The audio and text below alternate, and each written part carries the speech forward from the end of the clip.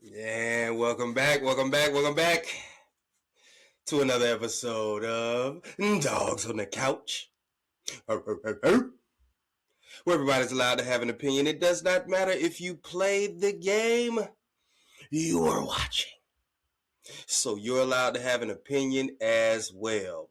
Please, by all means, like, comment, subscribe. Most importantly, subscribe. It's free of charge. Doesn't cost you a thing. I greatly appreciate it, man. Helps grow the channel and push videos forward to like-minded individuals who may want to also consume the content. So please, by all means, like, comment, subscribe. Whether you agree or disagree, by all means, get down there in the comments and let me hear it. So not gonna be too long with this one. Cavs advance. Great job. Game 7. Pretty much wire to wire win. You know what I mean? Blowout. Um, I want to say shout out to Sam Merrill. Shout out to Jared Allen. And then in third place, Donovan Mitchell. Not necessarily that order as well, because if I was putting them in order, it would probably go Jared Allen first, Sam Merrill second, and then Donovan Mitchell third, if I was to put them in order. But those three players, kudos to you guys. Absolutely amazing. Honorable mention.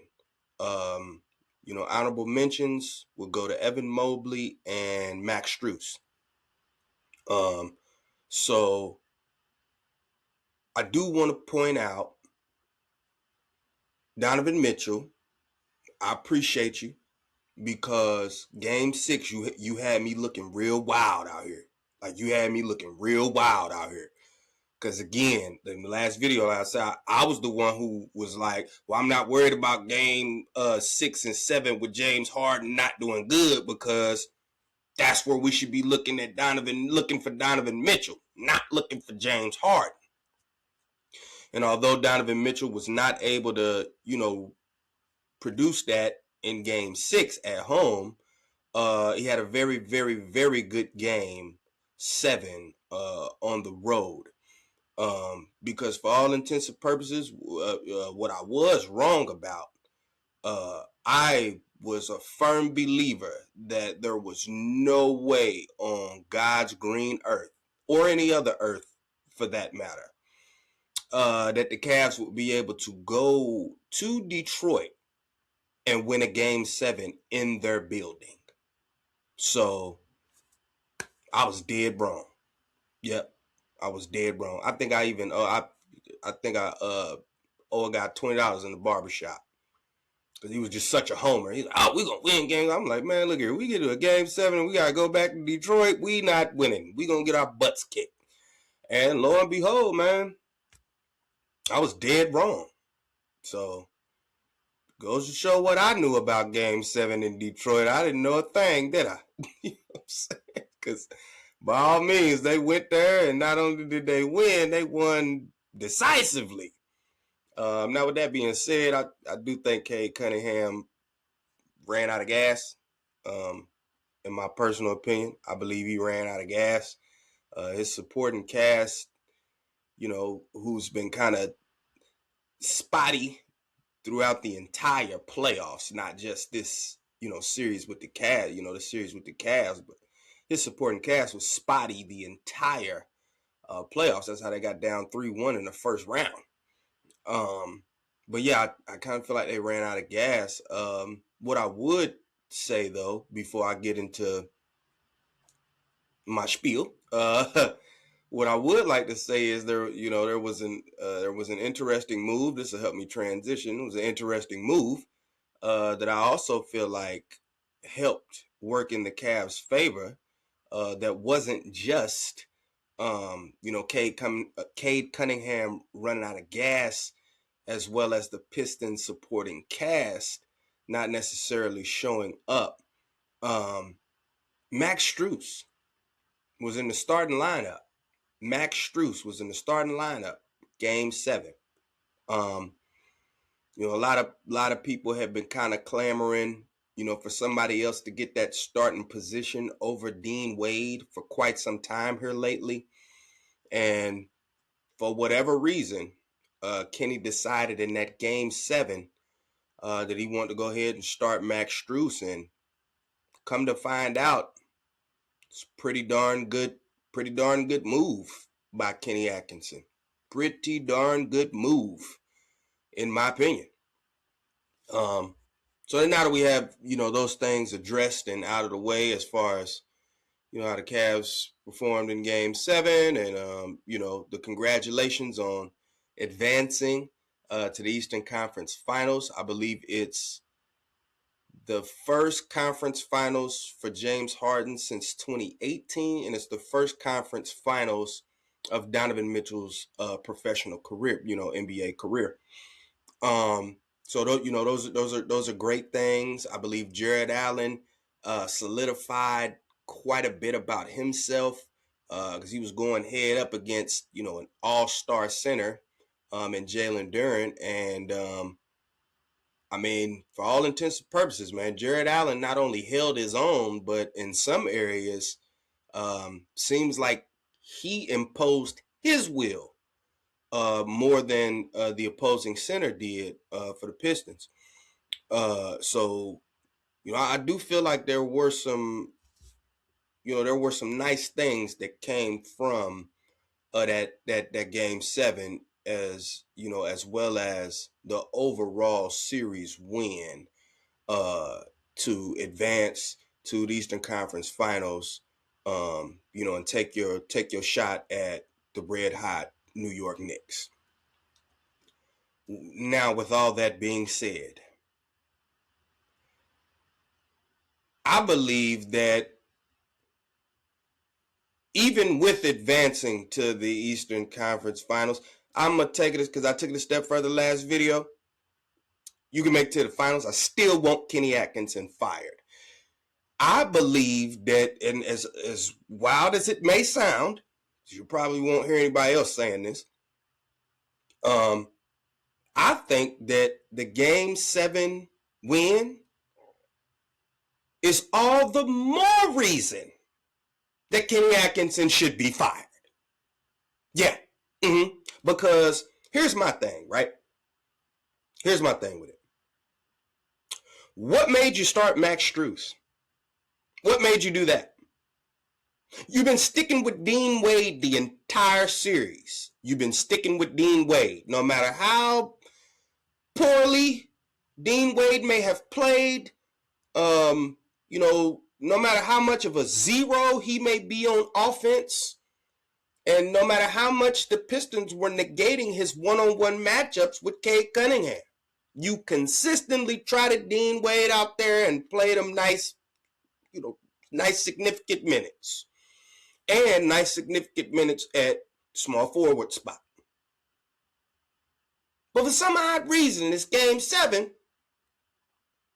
you decide to switch it up and put Max Strus out there. Now, even though I am more in the Jalen Tyson realm of things, and I feel like he's just had, I feel like that kid it couldn't get any worse for him. Like the luck that he's had from having a phenomenal season and showing so much growth, earning what I felt like should have been a starting spot as well as a significant role on this team, not only just for the regular season, but going into the postseason as well as the foreseeable future.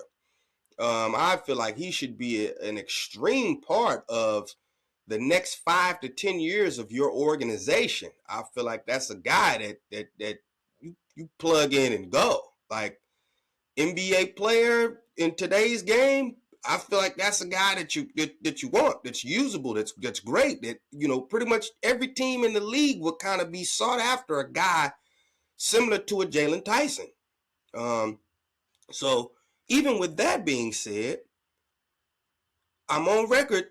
The one individual that, if it's not Jalen Tyson, that I would prefer to have in that starting role as the 5th person instead of a Dean Wade,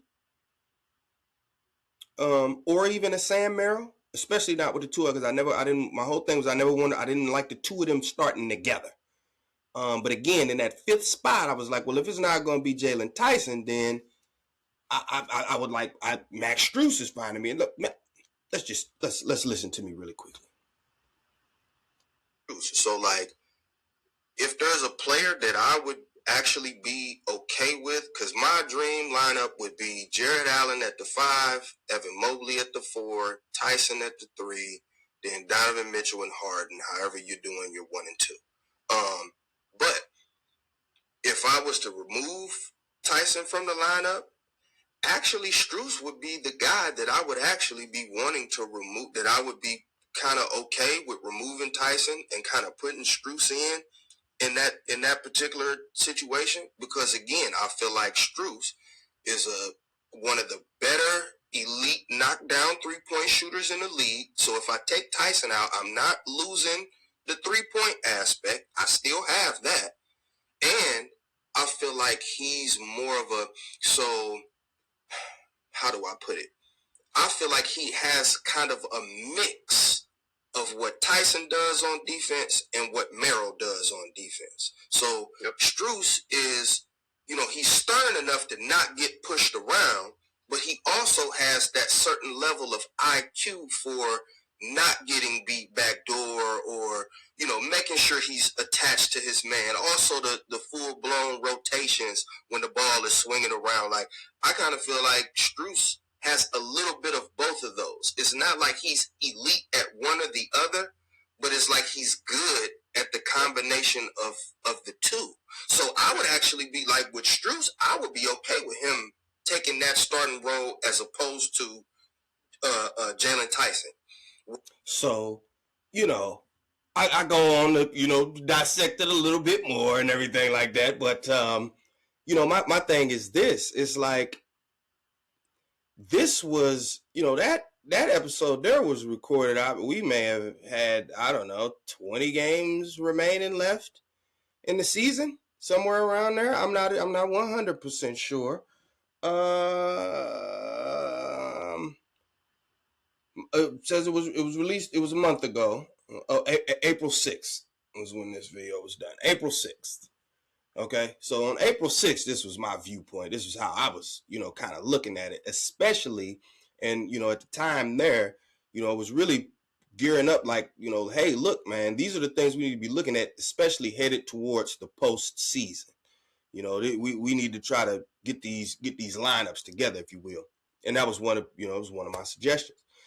And so for me, the thing is, it's like, Kenny, how is it that me, a MFer sitting on the couch, how is it that I could look at your roster and I could tell that, putting a guy like Max Strus in that spot, if you're not going to do it with Jalen Tyson because you don't like him, I'm convinced at this point you just don't like Jalen Tyson. You just don't like him. I'm convinced of that at this point. The same way I was convinced that Kevin Stefanski didn't like Shedeur Sanders. I'm convinced you don't like Jalen Tyson. I'm just convinced of it. Sorry.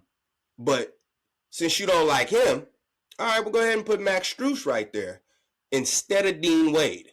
Because, again, I can't stress this enough. As much as I love Dean Wade's defense, I feel like there's a time and a place for it. And respectfully, it's coming off of the bench. That's where I feel like the time and place is for something like that. It's coming off of the bench.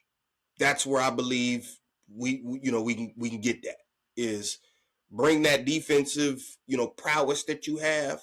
By all means, bring that off the bench. I feel like when you got Max Strus in there at the beginning, he has a certain level of what I call it, refer to it as in your face. As great of a defender as Dean Wade is, it's like he doesn't have the in your face intensity. If it's a scuffle or something like that, he not about to hop up in somebody's face and, get to John with him or maybe pushing back and forth. Like, that's not really his thing. He's playing the game inside the lines, inside the parameters of the game. There's absolutely nothing wrong with that either. I want to be clear about that. There's nothing wrong with that. That's technically the way the game is supposed to be played. But when we talking about at the highest level, there's a certain level of passion, intensity, different things like that, that can help when being brought to the table, the intangibles, if you will. There's just some guys that have a certain level of fight to them, you know what I mean? That sometimes that fight, that intensity, that I want it more than you do, or I refuse to back down. Those things can play factors in major or key moments, throughout the game. Like I say, with Strus, just certain taking charges, or the ball getting ready to go out of bounds, so he saves it, jumps in the air, and then throws it off of the defender and goes out of bounds, and then it saves a possession for us. I saw him do that. All the rest of the Cavs had retreated back for defense, but Strus had somehow he poked the ball and then grabbed it and then threw it off the defender and it went out of bounds, and he fired up and he telling everybody, he like, come on, we back down here, we back this way, come on with it. Like, he's doing these things even when his 3-point shot isn't falling, because respectfully, he didn't have an amazing series shooting the basketball, but I feel like he had an amazing series in a plethora of other avenues besides just shooting the basketball. And that's one of the things where, like I say, if it's a Sam Merrill, I feel like your drop off is a little bit more. Again, Sam Merrill's a great team defender, if you will, but again, that intensity, that fight. Sam Merrill let Ausar Thompson choke slam him, and then after he choke slammed him, he stepped over him. Now, I heard Mikey McNuggets on UCSS, and I actually like him, like his breakdowns. He know ball. I heard him kind of give a take. I kind of agreed with it, but I didn't. Where he said, like, he kind of was trying to say Ausar Thompson's a fake tough guy. I don't agree with that. I think Ausar Thompson, I think both of the Thompson twins, I think they real as it get. Like, I think they real. I don't think they're fake tough guys. I don't. I think they bring that intensity no matter who they're defending. I don't think they'll back down from anyone. I want to make that clear. But Mikey McNuggets was kind of saying, like, he kind of liked the fact that Sam Merrill didn't, get into that kind of thing. And this was he was actually talking about Game 7 in this aspect, saying he liked that he didn't respond in Game 6, but instead, like in Game 7, it's like, all right, well, I'm going to just hit these threes. And then now that's how I'm, you know what I mean?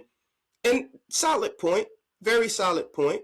However, my thing is, again, when the threes aren't falling, you got to find a way to still match that intensity, which means if your threes aren't falling, then don't let somebody choke slam you and then step over the top of you. Don't do that. Don't do that.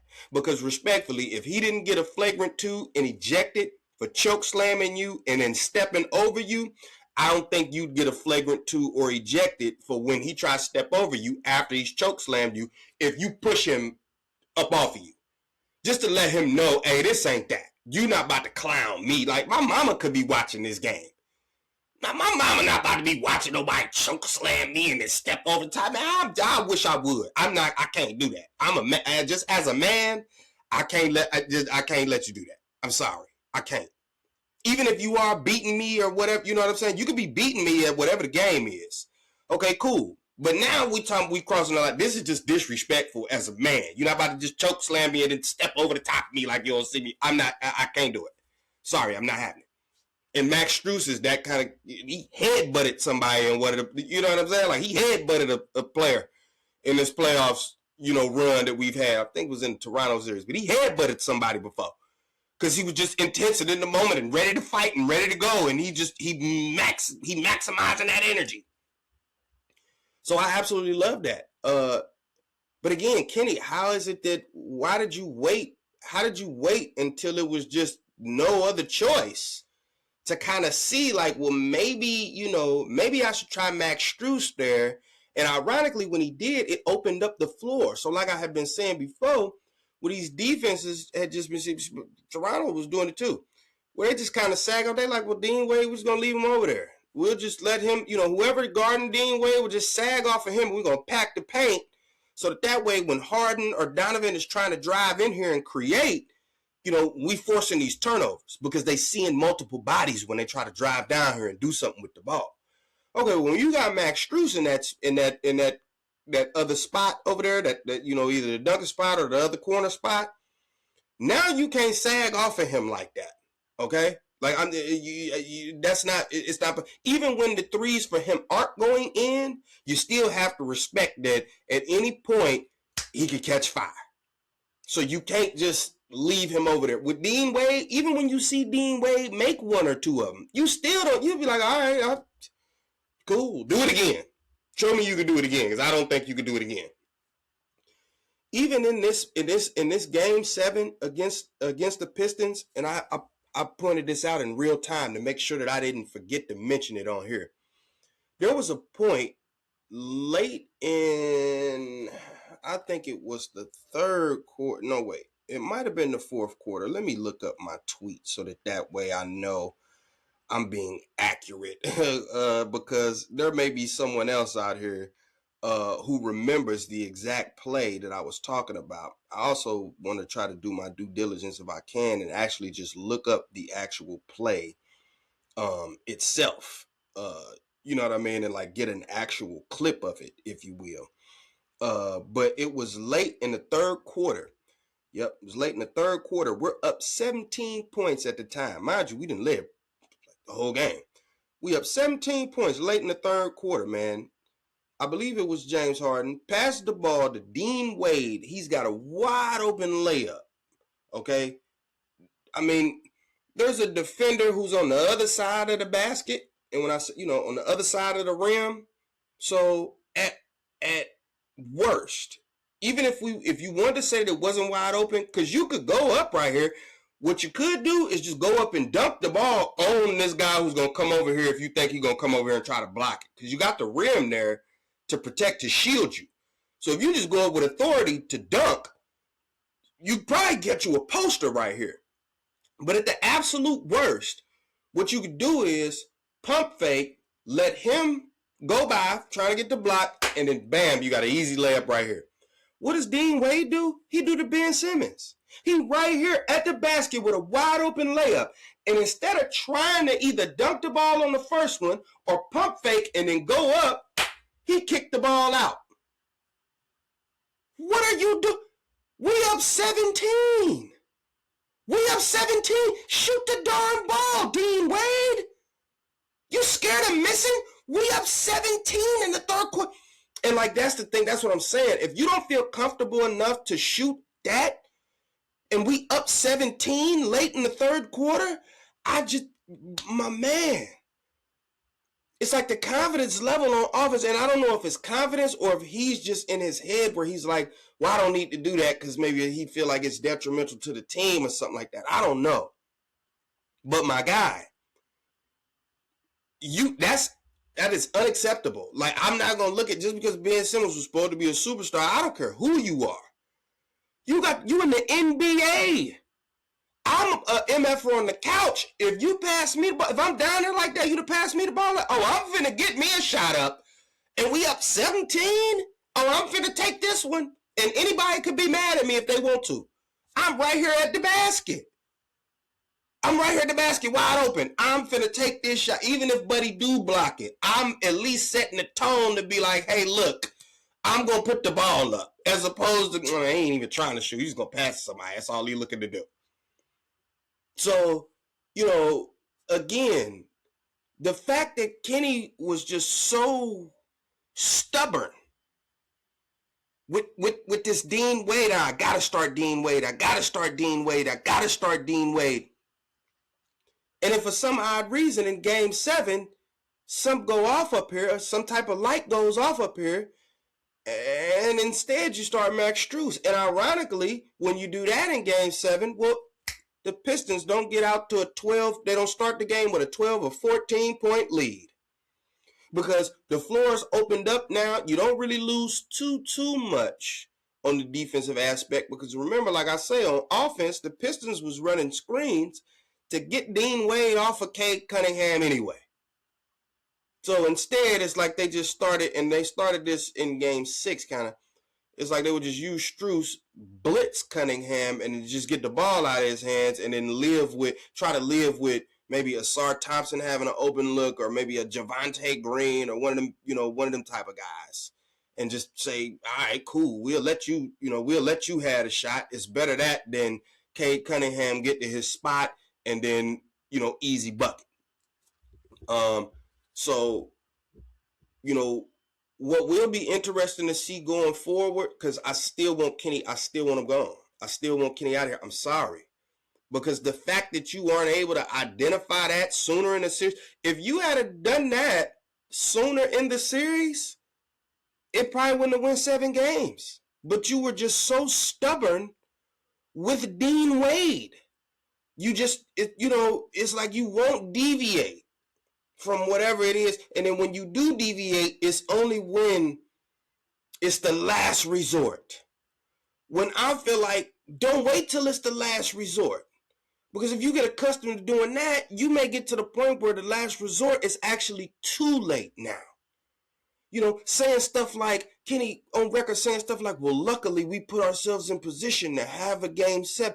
You should never want to go to a game 7. You shouldn't be saying, well, luckily we put ourselves in position to have a game 7. No, I would have been looking at it like, man, there's no way we should be going to a game 7 right now. And for all intents and purposes, I don't ever want to have to do this again. Ever. Now, if it comes to it, it comes to it. But I'm not looking at it like, well, we're lucky to have ourselves a game 7. No. Because you may not always have that. Okay? I'm sorry. Like, you may not always have that, man. So a game or two here or there, that could, a ball gets tipped here, a shot gets missed there, and then the series could turn to a different light. Instead of you being down 2-1, you could be down 3-0, and then we know you're not coming back from that. So that's what I'm saying. Don't wait for a game 7 to all of a sudden decide, well, maybe if I try Max Strus right here and give myself a little bit more offense, and I'm not really losing that significant of an amount on defense. And not only that, Max Strus brings a certain level of fight and intensity that's needed against this style of basketball that this particular team is playing. And respectfully, I think you're gonna get something slightly similar with the Knicks. They don't have an Ausar Thompson as a defender by far, but OG and Josh Hart, in my opinion, fantastic defenders. What's the other kid? Grand Theft Alvarado, even though he don't get a whole bunch of minutes. I'm just saying defenders. That kid's a pretty darn good defender, in my opinion as well. So I don't think their defense is to the level of, the Detroit Pistons. However, their offense is much better than the Detroit Pistons. So again, I think there's this fine line that you have to walk with. When you got the 2 bigs out there, I feel like you give yourself enough defense when you got the 2 bigs. I feel like you give yourself enough defense. The 5th man, or that 3-man spot, the 5th guy is what Kenny calls it. Strus need to be there. Because he's going to give you a little bit. He's going to give a little bit of that defense that you need. He's going to give that toughness, that fight, that grit. And then he's also a guy that you have to pay attention to on the offensive end of the basketball. Not just Dean Wade, where it's just like, yeah, he played this great defense on whoever or whatever. But on offense, he a dud. It's a nothing burger on offense. It's a nothing burger. And then you will have nights where he a minus 16 from the floor and a nothing burger on offense. Okay, well, what was you really doing out there? What were you doing? You were closing out hard on screens. That didn't do that. That's not doing nothing in the grand scheme of things. In a game that you lost, yeah, but you were closing out hard on those screens. Well, okay, but that didn't lead to a win. So what good did it really do? Instead of having a guy closing out hard on those screens, give me a guy that's finna knock down this open 3, or at least not be scared to shoot it. So it'll be interesting to see if Kenny sticks with Max Strus in that starting lineup going forward. My money would be bet on, and don't trust me because I lost my money. I Didn't think the Cavs was going to win Game 7. But my money would be on Kenny's going to go back to Dean Wade. That would be what my money's on. Kenny's going to go back to Dean Wade. Well, respectfully, if you ask me, I believe Game 7 showed you that maybe Strus should be in the starting lineup. I prefer it to be Jalen Tyson, but respectfully, Strus got the job done the exact same way that I'm envisioning if it was Jalen Tyson. Strus got the job done the exact same way. So I'm completely fine with that. I'm cool with it being Max Strus instead of Jalen Tyson, even though I'm always going to lean on the side of Jalen Tyson, man. I'm always going to lean on the side of him. Again, just because I feel like he's bigger, more athletic, and provides pretty much the same things that you're getting from, Max Strus. But regardless, I'm just curious to see what Kenny, what he's going to do with these lineups moving forward.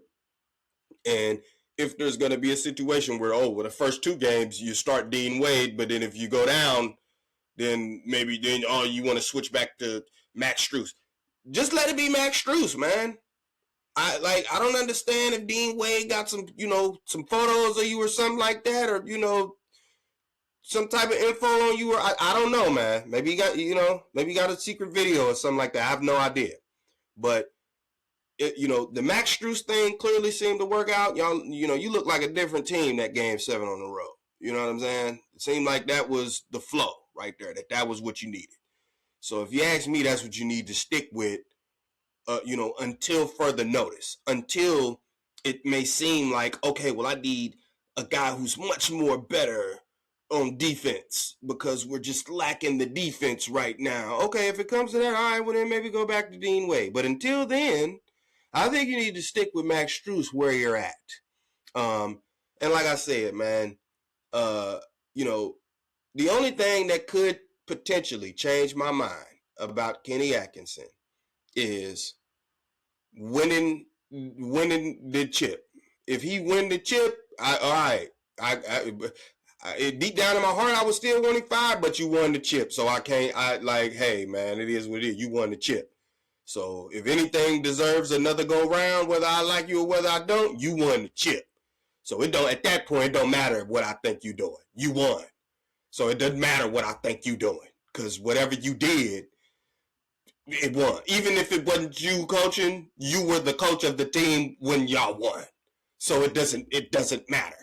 You know what I'm saying? So outside of that, in my opinion, even if he do make the finals, even if he does make the finals, I still think Kenny needs to go. Because, again, if you make the finals, that to me, that's all the more, that means you got the roster. That means you had the players. Now, at that point, it's about what are you doing? How are you deploying your lineups? And then what adjustments are you making throughout the course of a series? You know what I'm saying? Because we're going to pray that we not turn the ball over in this series at the same rate that we were turning the ball over the previous series. And again, I think starting a guy like Max Strus honestly helps with that. Because now when James Harden or Donovan Mitchell is trying to dribble or dribble penetrate so they could play make, they're not seeing so many bodies because the other team isn't so comfortable straying away from Dean Wade. Oh, well, let me go over here because I'm not worried about him shooting, so let me go over here and put more pressure on Harden and try to get him to turn the ball over. Put more pressure on Donovan Mitchell. That way he can't get into the paint so easy and put his little floater up or whatever he's going to try to do. So we'll see. We'll see, man. Again, barring winning the NBA championship, I'm still of the ilk that Kenny, you need to go, man, because it took you to Game 7 to realize that Max Strus was a better fit in the starting lineup than Dean Wade was. And, not just me, but Twitter coaches, everybody is kind of saying like, hey, man, Dean Wade is sticking out like a sore thumb right here, buddy. And we're all seeing that if you could just kind of put somebody else in that spot, give somebody else a few more minutes in that spot, we could get a little bit better production, and it's like, hey, man, we get it. Dean Wade plays great defense. But sometimes you need more than that. Dogs on the couch, signing off.